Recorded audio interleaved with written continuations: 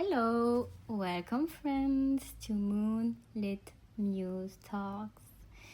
I am Muse, and today's episode is about a topic that touches every part of our lives, which is self-love.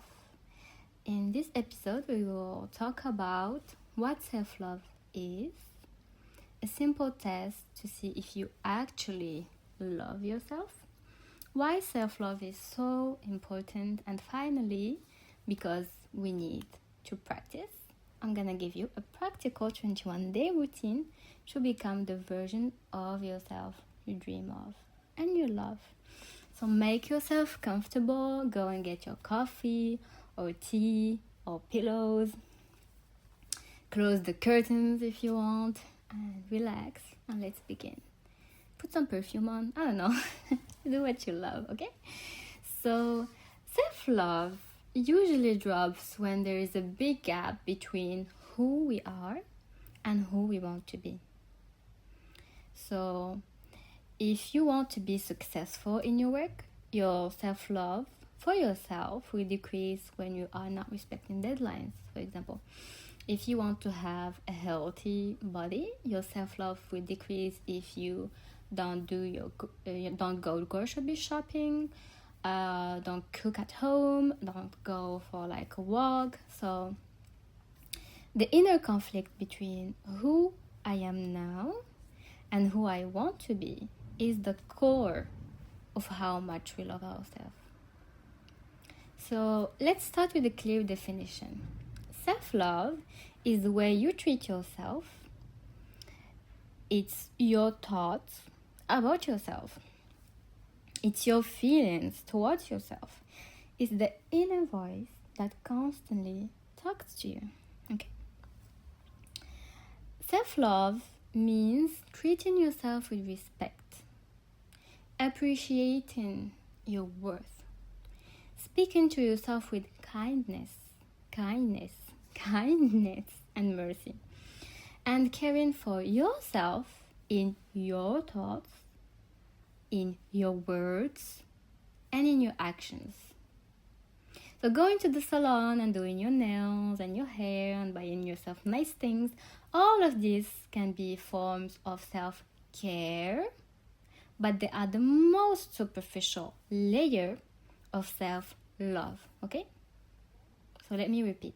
All of these forms are part of self-care, but they are the most superficial layer of self-love, okay?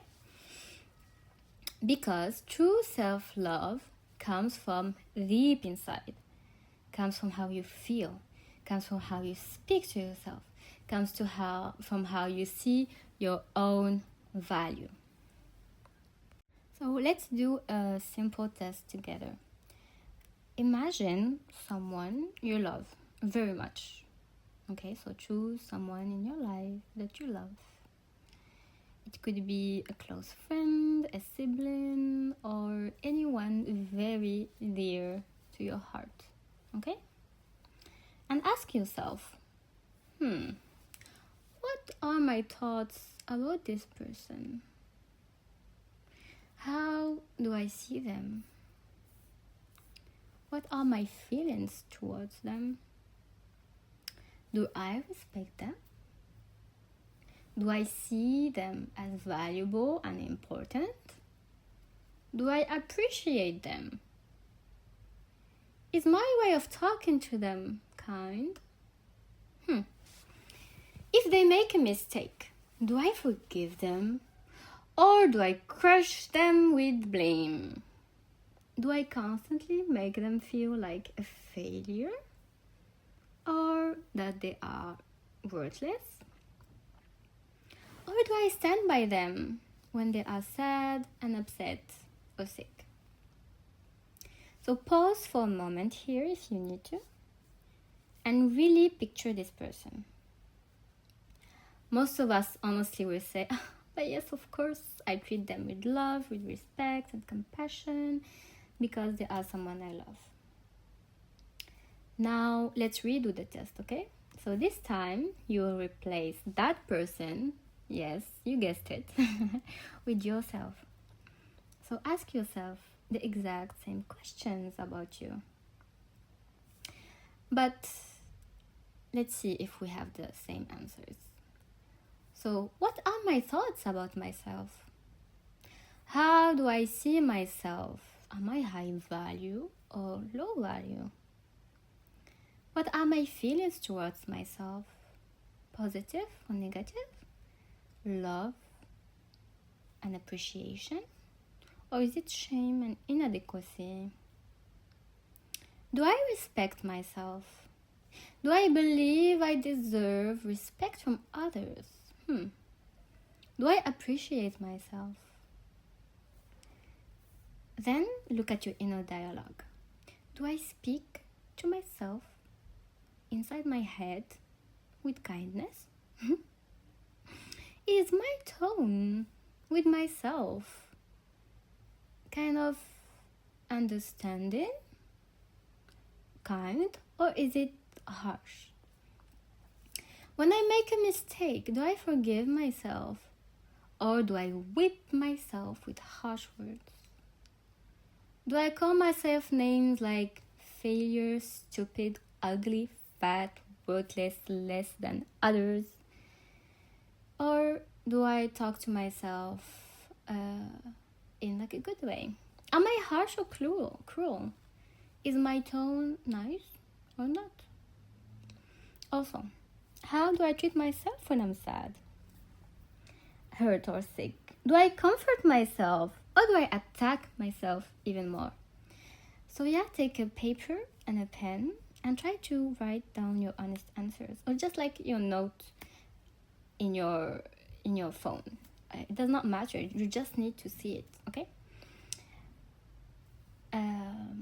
Yeah. So pretty tough because no one will see them but you. This is the mirror of how much you truly love yourself. At this point, we need a moment of realization. Most of our ideas about self-love are wrong. Self-love is not just going to the salon, doing our hair and nails, spoiling ourselves with nice things.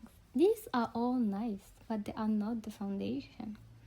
You can have perfect nails, expensive bags, and still have a cruel, hateful voice inside of you that calls you failure every night. From the first inner conversation, it becomes clear whether you truly love yourself or you only pretend on the outside. You might ask, okay, Muse, but what is the benefit of loving myself? Is that important? The answer is yes. Okay, yes, very, very important. Lack of self-love can destroy your confidence, make you feel that you don't deserve the best, make you unable to see your real value. Your self-love shows up everywhere. It's how you talk to people, how you dress, how you speak, how you carry yourself in the field of your study, career you choose, in your daily routine, in the friends you choose, in the life partner you accept, in the boundaries you set with others, even in the food you eat and the health choices you make, and movies and series you watch. Self-love shapes the reality of your life and the quality of it and how much you enjoy it. It even affects what you manage to achieve and what kind of people you attract into your life. So let's move to some concrete examples. These may be painful to hear, especially if you've spent a long time not loving yourself. But use this pain as a fuel to grow into the best version of you. The first clear sign is in friendships. So a person who doesn't love herself often chooses friends who are negative and harmful, spends time with people whose conversations are full of gossip, backbiting, and vulgar talk, builds superficial friendships with people she knows, will not stand by her when life gets hard, and be friends with people that she does not truly trust, just to not be alone. Why does she waste her time with them? Does her time have no value? You are the average of 5 people you spend the most time with. Your environment is your mirror. So someone who truly loves herself would choose friends carefully based on the quality of the conversations, the emotional safety and trust, and the mutual respect and support. They do not accept friends who drag them down, who damage their reputation, who drain their energy, who do not respect them. So they really choose the people they spend time with. Another sign appears in how a person presents themselves to the world. So, for example, making yourself easily accessible to anyone who wants your attention, your time, and your body. Sharing secrets with people who don't deserve that trust. Acting in ways that invite others to disrespect you. Self-love means valuing your time, your energy, your secrets, and your personal life. A self-loving person is not an open book to everyone. They don't tell their entire life story, family problems, and intimate details to the first person who asks them, "Oh, how are you?" And the third sign of self-love is in your way of speaking and showing up. So someone who loves themselves will choose their words carefully. They will avoid the constant insults, swearing, or vulgar jokes. They do not need to be loud or to draw attention in disrespectful ways. We all may have, moments where we laugh too loudly or say something we regret, but that's normal. But the problem is when this becomes a pattern, when this becomes how you express yourself, and the person is completely comfortable appearing disrespectful in front of the others. Your speech reflects how much you respect yourself. The fourth and the strongest sign is in romantic and marital relationships. So love is a mirror, okay? The partner you choose often reflects how you see yourself. We all know this example: a beautiful, smart, kind girl from a good family, loved by her friends and community. On paper, she has everything. Yet, she ends up with a man who has no stability, no job, treats her with disrespect, gives her attention once a week or not at all, speaks to her harshly, has no real goals, hobbies, or visions, and cheats on her repeatedly, and yet she keeps going back to him. This is not about judging in unemployment or material status. It's about choosing someone who clearly doesn't value or respect you. The same applies to men who choose partners who constantly belittle them. Why does this happen then? Because deep inside, their sense of worth is low, and the person only accepts the treatment they secretly believe they deserve. So the major sign is the absence of the boundary. It's the last major sign. A person who loves themselves has clear boundaries, even with people they love. They know their limits, emotionally, physically, mentally, and financially. Setting a boundary with someone you love is a very strong sign of self-respect.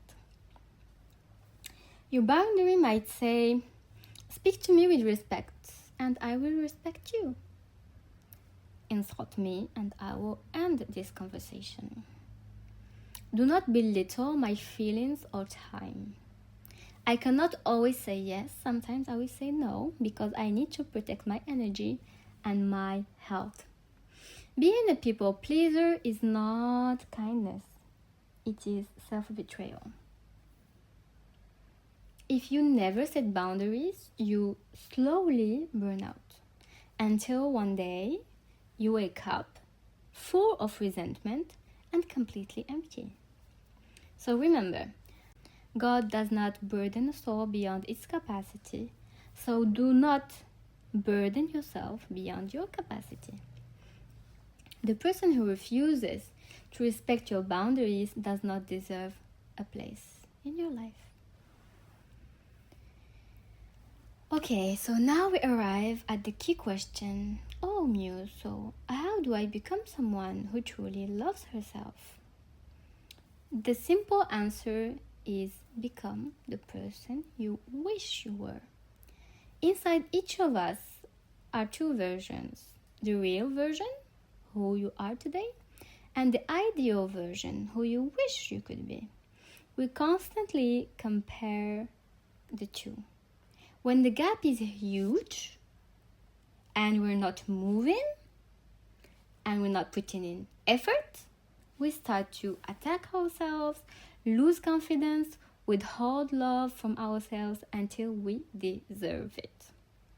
Our self-love becomes conditional. If you become that perfect version, I'll love you. If you lose 5 pounds, I will buy this. If you do this, people will love you. If you fail, I hate you. This is exhausting and unfair. So before changing, ask, is the version I dream of realistic? Or is it a fantasy that does not match my nature and circumstances? For example, imagine you want to become that girl who wakes up early, makes her bed, showers, meditates, gets ready peacefully, prepares breakfast, drinks coffee while listening to a podcast or reading or watching cartoons, goes to the gym, goes to work or study, and focuses and is calm all day, hits her goals, sleeps early, and repeats. But your current reality looks like this. So you sleep late, you wake up late, and immediately grab your phone for hours. You are depending on your coffee, on your caffeine kick. You don't make your bed, you rush to your day, you skip breakfast, coffee, in like a slow, enjoyable way. You go to work already tired and stressed, you stay on your phone all day, you end up your day with zero progress toward your goals, and you sleep with a heavy, guilty conscience.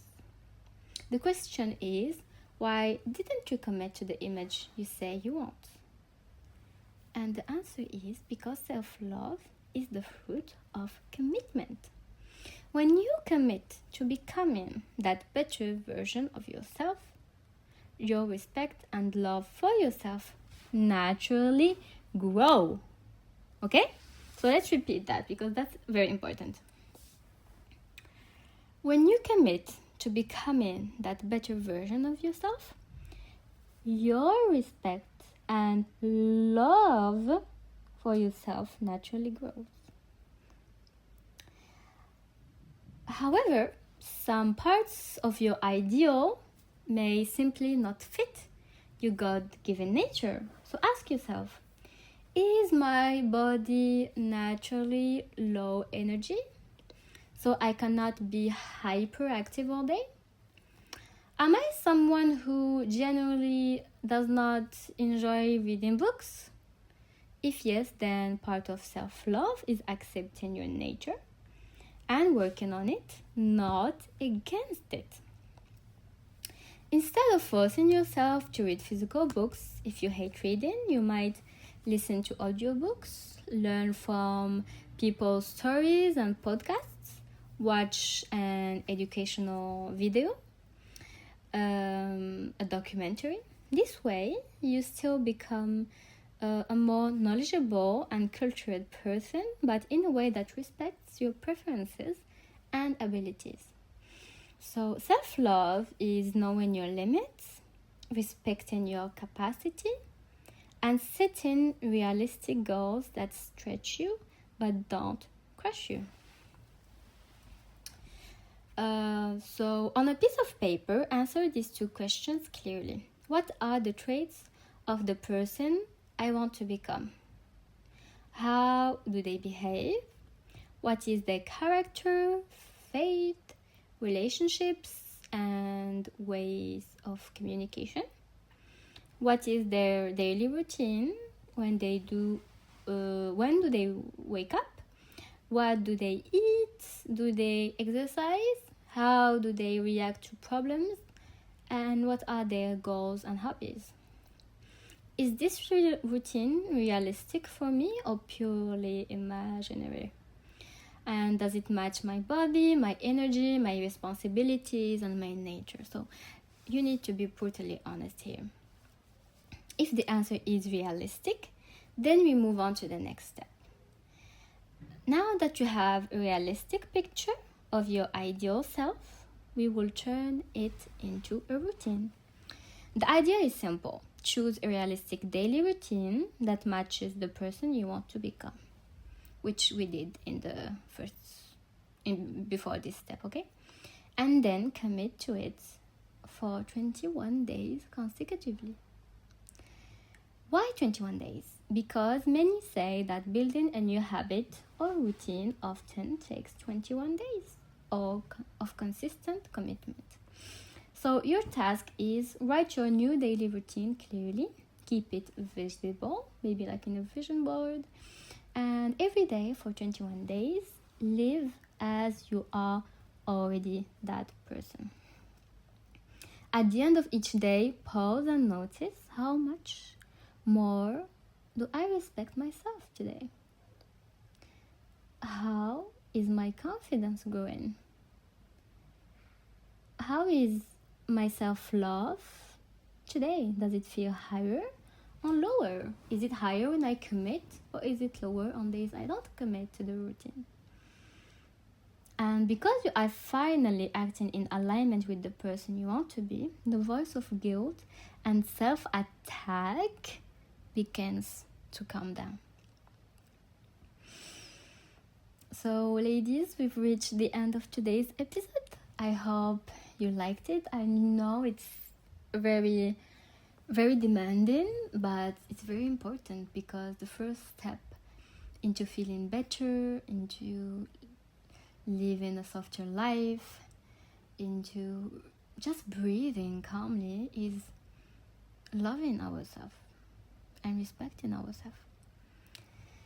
So share with me your stories and experiences on your self-love journey, and stay safe, stay kind to yourself, and I will see you in our next episode.